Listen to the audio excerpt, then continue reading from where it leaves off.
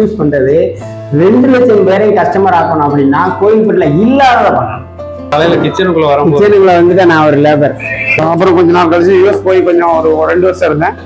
அப்புறம் வீட்டுக்கு வந்து அப்படியே அண்ணன் கூட அப்படியே செட்டில் ஆயிட்டாங்க. நம்ம வந்து ஃப்ரெஷ் சிக்கன் மற்றவங்களை பத்தி எப்படிங்கிறது இந்த கான்செப்ட்ல வந்து சொல்ல வேண்டாம்.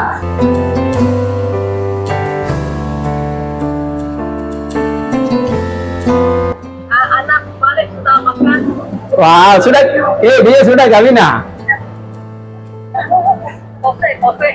That's it.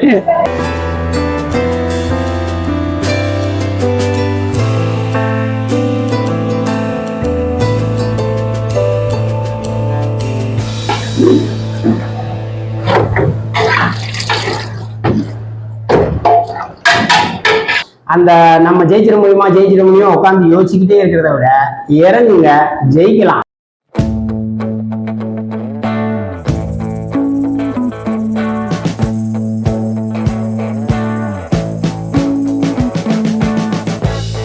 We've been living in sin so long, all the feels are gone. Fella stopped me on the street last night, said everything's alright. Roller coaster, make it through the day upright. It seems your meal ticket is gone, but life goes on. I could never imagine something better. Yeah, right. Now you're cooking on high heat in the middle of the street. Roller coaster, and now it's about to leave. Oh, roller coaster. Oh, roller coaster.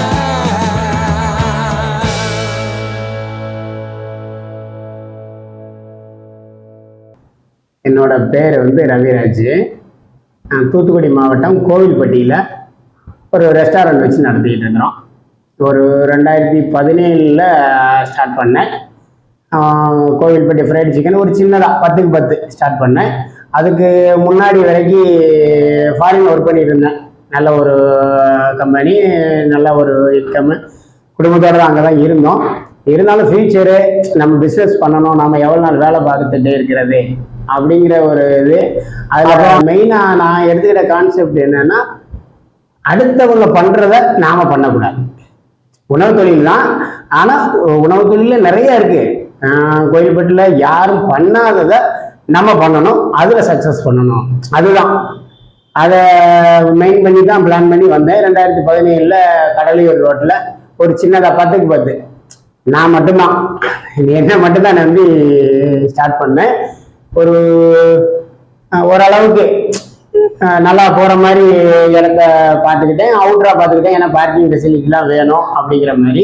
அப்போ low பட்ஜெட்டில் பண்ணோம் ஒரு Kovilpatti fried chicken. அதில் வந்து நம்ம ஊர் பேரும் வரணும் அப்படின்னு நேம்லையும், நாளைக்கு நம்ம வந்து எப்படி டெவலப் ஆகும், பெரிய லெவலில் போகும்போது நம்ம ஊரையும் கையில் எடுத்துகிட்டு போகணும் அப்படிங்கிற கான்செப்டில் கோவில்பட்டி ஃப்ரைடு சிக்கன் அப்படின்னு சொல்லி ஸ்டார்ட் பண்ணேன்.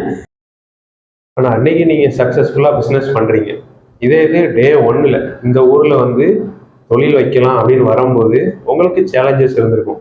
ஒரு கடை கிடைக்கிறதுலேருந்து, முதல் ரெடி பண்ணுறதுலேருந்து, கடை ஒரே ஆள் ஆரம்பிச்சேன்னு சொன்னீங்க. ஸோ ஒரே ஆள் ஆரம்பித்து இவ்வளோ தூரம் வளர்த்ததுக்கு பின்னாடி நீங்கள் எப்படி அந்த சின்ன சின்ன பிரச்சனையெல்லாம் ஹேண்டில் பண்ணுங்க? அப்போ நம்மளோட பேச்சு, நம்மளோட ஆக்டிவிட்டிஸை வச்சு தான் கடை கொடுக்குறாங்க. அதனால இந்த இப்போ புதுசாக பிஸ்னஸ் பண்ணணும்னு நினைக்கிற இளைஞர்கள் வந்து கடை தேடும்போது நீங்களே போய் பில்டிங் ஓனரை பார்த்து பேசுங்க. 90% கடை கன்ஃபார்ம் ஆயிடும். அதில் வந்து இந்த இடத்துல தான் ஓடும், இந்த ரோடு தான் ஓடுங்கிற மாதிரி எதுவும் பண்ணாதீங்க. நீங்கள் வந்து எங்கே இருந்தாலும் உங்களை தேடி வருவாங்க. அப்புறம் தொழில் பண்ண ஆரம்பிக்கும் போது முதல்ல ஒரு 10 நாள் நல்ல கூட்டம் வரும். என்ன பிஸ்னஸ் பண்ணாலும் அதில் நீங்கள் அவங்கள கவர் பண்ணிட்டீங்கன்னா 10 100 ஆகும், 100 1000 ஆயிடும்.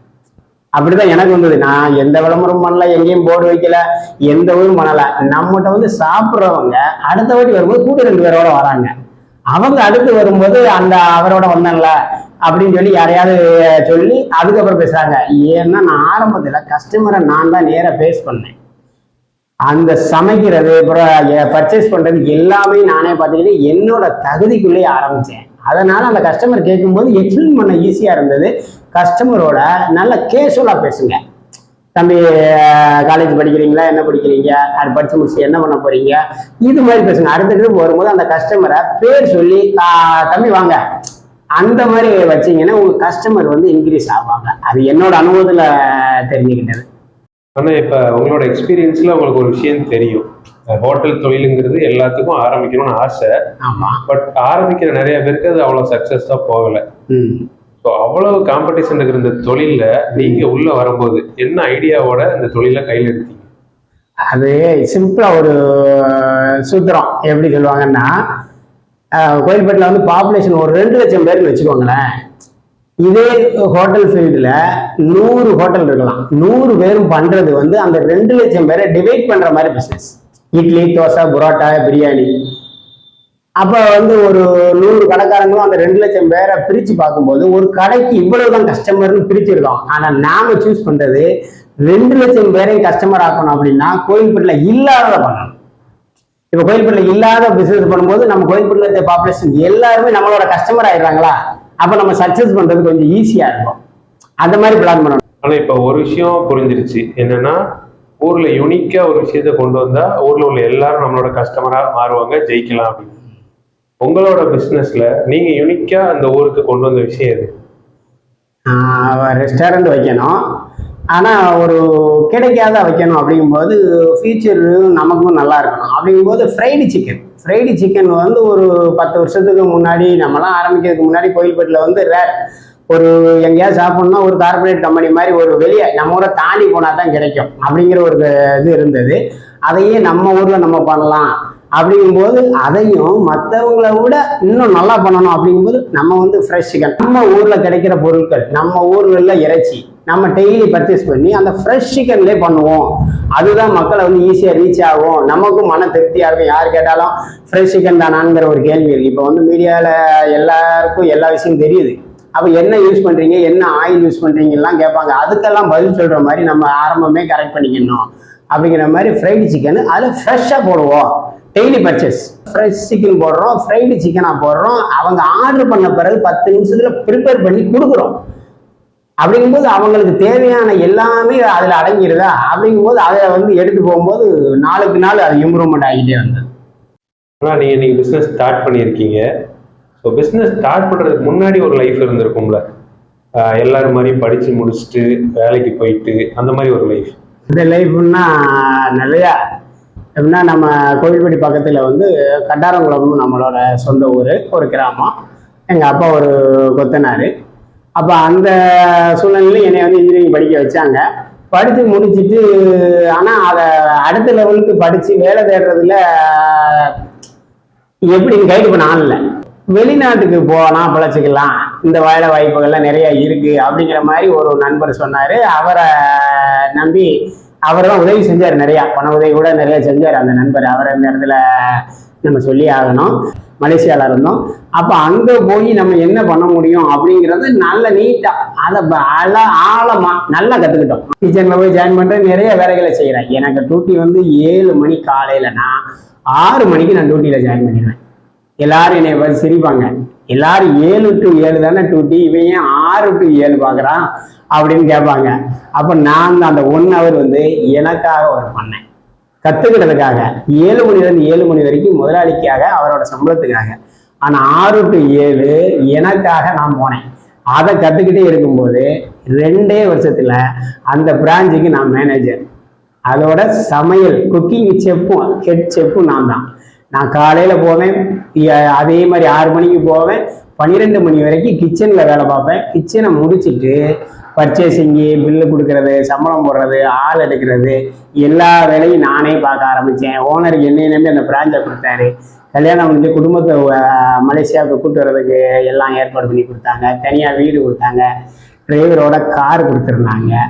எல்லாமே ஒரு 14 வருஷம் ஒரே ஓனர்கிட்ட இருக்கிறேன். ஆனால் இப்போ உங்களோட சக்ஸஸ் ஜேர்னி வந்து நல்லா இன்ஸ்பயர் பண்ணுது. இப்போ பார்க்குறவங்களுக்காக பிஸ்னஸ் பண்ணணும் பட் லைட்டாக பயமாக இருக்குது அப்படின்னா அவங்களுக்கு நீங்கள் என்ன சொல்லுவீங்க? இப்போ பிஸ்னஸ் பண்ணணும் அப்படிங்கிறது நிறையா இளைஞர்களுக்கு அது ஒரு கனவு, அதுதான் ஃபியூச்சரு, அதில் ஒரு ஆசை, அதில் ஒரு இன்ட்ரெஸ்ட் நிறைய பேருக்கு இருக்குது. ஆனாலும் ஒரு தயக்கம் என்னென்னா, ஜெயிச்சிட முடியுமா அப்படின்னு. அந்த தயக்கத்தை தூக்கி போடுங்க, களத்தில் இறங்க, எல்லாரும் ஜெயிச்சிடலாம். அது எப்படின்னா, நீங்க வந்து உங்களுக்கு தொழில் தெரியணும், அவ்வளவுதான் விஷயம். நீங்க என்னன்னாலும் படிங்க. ஆனா நீங்க எடுக்கிற துறையில 1 வருஷமோ 2 வருஷமோ நீங்க வேலை செஞ்சீங்கன்னா, அதாவது வேலை செய்யணும். காரணம் எப்படின்னா, அந்த இன்னொரு ஓனரா இருக்கணும், அவர் காசு போட்டு உங்களை வேலை வாங்குவார்ல, அதெல்லாம் நீங்க வேலை செஞ்சுக்கிட்டே கத்துக்கிறதோட அந்த ஓனர் உங்களுக்கு எப்படியெல்லாம் வேலை கொடுக்குறாரோ அதையும் கத்துக்கிட்டீங்கன்னா, நீங்க தொழில் பண்ணும்போது அது உங்களுக்கு 2 பாடம். நீங்க கத்துக்கிறீங்க, இன்னொருத்தர வேலை வாங்குறீங்க, அந்த மாதிரி பார்க்கணும். இன்னொன்னு, அந்த நம்ம ஜெயிச்சிட முடியுமா உட்காந்து யோசிச்சுக்கிட்டே இருக்கிறத விட இறங்குங்க, ஜெயிக்கலாம். எப்படி ஜெயிக்கலாம்? ஓகே, நன்றி. நன்றி. வந்துட்டு எப்படி இருக்கும் உங்களுக்கு? எப்படி காலையில கிச்சனுக்குள்ள வந்துட்டு நான் ஒரு லேபர். நம்ம பிரியாணி மாஸ்டர் டீ போட்டுருவாரு, பிரியாணில அந்த போட்டுட்டு இருக்கோம். இது வந்து அப்படியே காலையில வாங்கிட்டு வந்து அப்படியே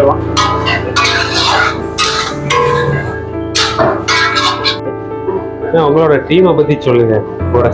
அதாவது நம்மளோட அடுத்த ஒரு ஸ்ட்ரென்த் அப்படின்னா நம்ம டீம் தான்.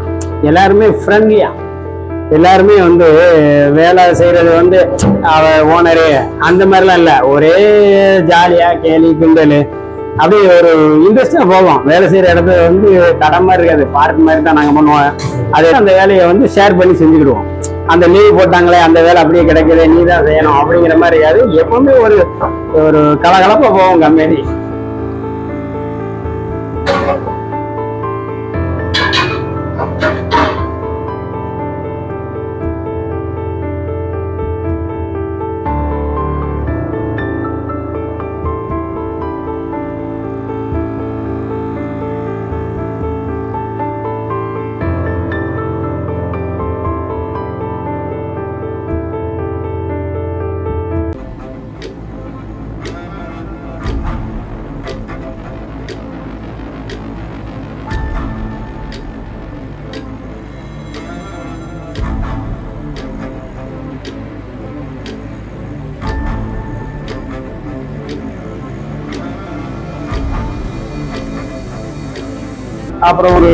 அப்புறம் கொஞ்ச நாள் கழிச்சு யூஎஸ் போய் கொஞ்சம் ஒரு 2 வருஷம் இருந்தேன்.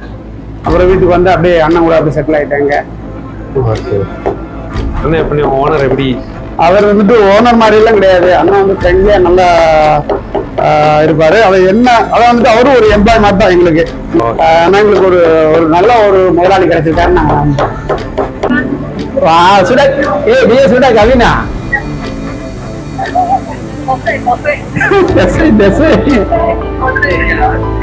bos, apa kabar? Ada banyak baik. Ada banyak. Nah, ada saya sudah kurus. Itulah saya cakap tadi. Iya kak. Ya, aku suka ya pak.